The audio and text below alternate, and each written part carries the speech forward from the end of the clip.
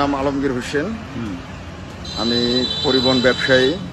কিছুক্ষণ আগে আমার ড্রাইভারে আমাকে ফোন দিয়ে বললো যে জামাত শিবিরের লোক আমার গাড়ি চান্দুরা মোচর থেকে আটক করেছে। কিসের জন্য আটক করেছে?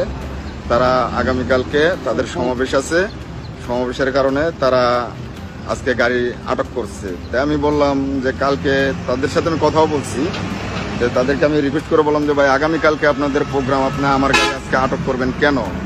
আমার গাড়ির উপরে আমার সংসার নির্ভর করে, আমার ফ্যামিলি নির্ভর করে, আপনি আমার গাড়িটা কেন আটক করলেন? আচ্ছা আচ্ছা।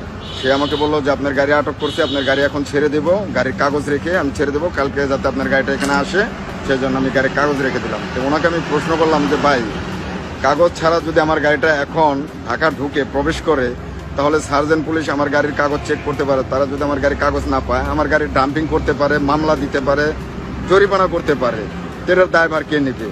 সে আমাকে উত্তর দিল যে আমাদের এত কিছু জানার সময় নাই, আপনার গাড়ি কালকে মিটিংয়ে যাইতে হবে, এটাই আমাদের কথা।